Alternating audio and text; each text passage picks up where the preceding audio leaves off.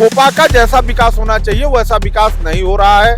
खोपा मेरे को लगता है 78 पंचायत में सबसे पिछड़ा पंचायत है। यहाँ जनप्रतिनिधियों ने कोई काम ही नहीं किया है। एक सड़क नहीं है भाई, एक अंदर गली चले जाइए, एक गली आपको नहीं दिखेगा, सारे गली कच्चे हैं। मेरा प्रयास है कि मैं खोपा की जनता के लिए भी वही कार्य करूंगा। खोपा के बहन बेटियों के विवाह में जो है, एक एक बहन बेटी के विवाह में पहुंच के उनके घर एक अलमारी, एक पेटी जो कहेंगे मैं दूंगा।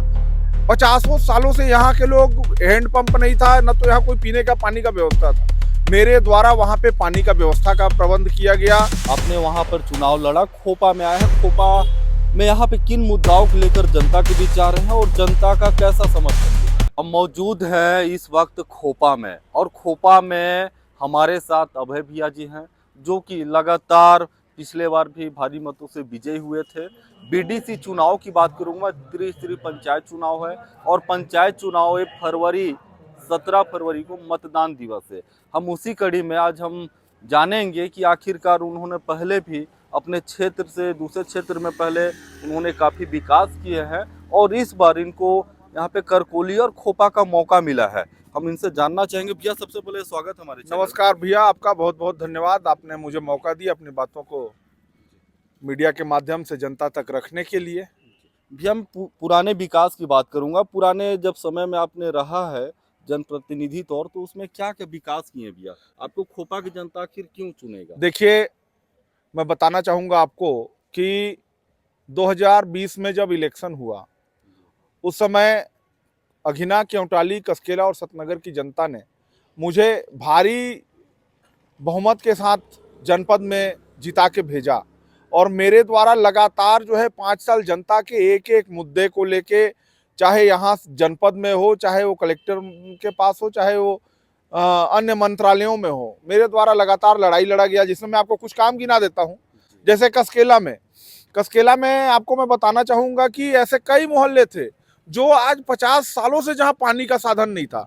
आप चाहे वो कसकेला के कौआ पारा चले जाइए, चाहे आप रजवारी पारा चले जाइए, चाहे स्कूल पारा चले जाइए, चाहे अभी विश्वकर्मा पारा चले जाइए, पतरा पारा। 50 सालों से यहाँ के लोग हैंडपंप नहीं था, न तो यहाँ कोई पीने का पानी का व्यवस्था था। मेरे द्वारा वहाँ पे पानी का व्यवस्था का प्रबंध किया गया। आपको मैं बताना चाहूँगा, मेरे द्वारा लगातार जो है एक एक व्यक्ति के घर घर जाके उनका राशन, उनका पेंशन, मतलब जो एक आदमी के समाज के अंतिम छोर का जो व्यक्ति होता है उसको क्या चाहिए, जल, राशन, पेंशन, ये 3 चीज मैंने देने का काम किया। मैंने एक एक लड़ाई लड़ा। कसकेला में मैंने लड़ाई लड़ा। अब जो है चूंकि परसिमन हुआ, परसिमन में खोपा जुड़ गया है, तो मैं चूंकि कसकेला का मैं सिटिंग जनपद सदस्य हूं, इसलिए मेरा प्रथम कर्तव्य ये बनता था कि मैं कसकेला की सेवा में लगा रहूं।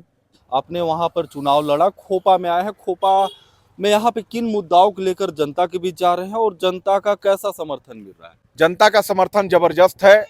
मैं आपको बताना चाहूँगा कि मैं, जो आपको मालूम है, मैं 5 साल सतनगर में एक एक बेटी के विवाह में पहुँच के सामान पहुँचाया, अलमारी और पेटी और ड्रेसिंग।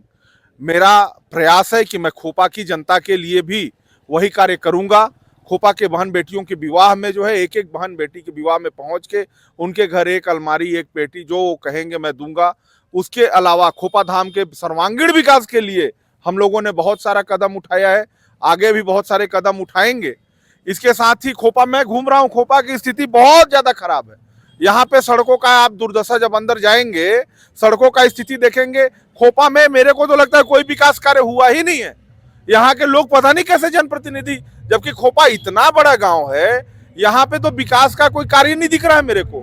मैं बात करूं भैया खोपा में देखिए धार्मिक स्थल है। धार्मिक स्थल में भी वहाँ पे कहीं ना कहीं, यहाँ ही नहीं पूरे छत्तीसगढ़ से यहाँ पर लोग आते हैं। और मैं बात करूं खास चुनाव में कई ऐसे नेता आते हैं, मंत्री आते हैं जो कई वादा करके जाते हैं। या खोपा धाम में किन किन सुविधाओं से लेस करेंगे अगर आप बीडीसी बन जाते? देखिए, सबसे पहले तो खोपा धाम से इतना पैसा आ रहा है ना, अगर उस पैसे का सही यूटिलाइज किया जाए और उस पैसे का उपयोग गांव के विकास के लिए किया जाए तो यहाँ का एक एक सड़क पक्का हो जाएगा।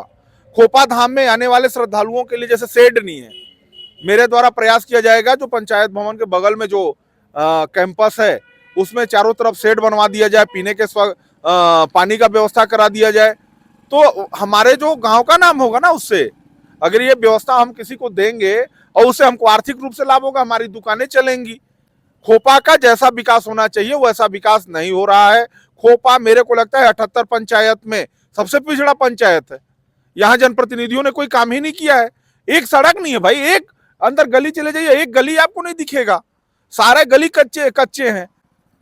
भैया आप युवा हैं, युवाओं को लेकर, युवाओं बच्चों को लेकर क्या सोचते हैं भैया? उनका क्या होना चाहिए या उनको रोजगार कैसे मिलेगा? मैं बताना चाहूंगा, मैंने सबसे बड़ा संकल्प लिया है। यहाँ पे युवाओं के खेलने के लिए जो स्टेडियम है वहां पे एक फर्स्ट क्लास का जिम, और दूसरा बच्चों के जो पढ़ने वाले बच्चे हैं उनके लिए एक पुस्तकालय का व्यवस्था। जीवन में अगर सबसे ज्यादा कोई चीज जरूरी है वो है अध्ययन और अध्यापन। यहाँ पे अगर आपको एक अच्छा पुस्तकालय मिल जाएगा, बच्चे पढ़ेंगे, आईएएस आईपीएस बनेंगे, गांव का नाम आगे बढ़ाएंगे, इससे हम लोगों को भी गौरवान्वित होने का मौका मिलेगा। और ब्लैक बोर्ड छाप में आपने खड़ा हुआ है, लोगों से एक छोटा सा प्यारे से अपील करेंगे कि आपको हालांकि वो वोट दें, लेकिन वोट देने के बाद भैया यही जनता है, यही जनता 5 साल बाद पुनः देती है, ये देखते हैं भैया। तो आखिरकार उनको क्या संदेश देना चाहेंगे? मैं बस ये संदेश देना चाहता हूं कि मैं 5 साल कसकेला में काम किया हूं। खोपा की जनता कसकेला जाए, वहां पे पूछे कि अभय सिंह ने काम किया है या नहीं किया है। अगर वहां की जनता बोल दे कि अभय सिंह ने विकास का कोई कार्य नहीं किया, मुझे मत दें वोट। लेकिन अगर आपको विकास कराना है तो ब्लैक बोर्ड छाप को जिताना है, और अभय को फिर एक बार मौका दीजिए। फिर एक बार अभय सिंह को ब्लैक बोर्ड में जिता के जनपद भेजिए। जनपद में आपका सबसे मजबूत जो है कंधा मैं बनूंगा, आपके हर सुख में दुख में भागीदारी रखूंगा। देख सकते हैं हमारे साथ अभय जीत है और इन्होंने बताया कि एक बार इन्हें फिर से जिताइए, लेकिन जनता सब जानती है, जनता विकास चाहती है, जनता प्रलोभन नहीं चाहती। कहीं ना कहीं जनता शिक्षित हो चुके हैं, जनता उनके पुराने कार्यकाल को देखती है। आखिरकार जो काम करेगा वो पढ़ेगा इंडिया तभी बढ़ेगा इंडिया, जैसा नहीं कहते हैं, ठीक उसी कहावत में जैसे ही जो विकास करेगा कहीं ना कहीं नाम उनका देखने को मिलेगा। हम बात करेंगे छत्तीसगढ़ में। छत्तीसगढ़ में 17 फरवरी को मतदान है और मैं चाहूंगा त्रिस्तरीय मतदान में ज्यादा से ज्यादा मतदान करें और एक योग्य उम्मीदवार लाएं, ताकि जहां योग्य उम्मीदवार रहेगा 101% वहां का विकास होगा। तब तक के लिए जय हिंद।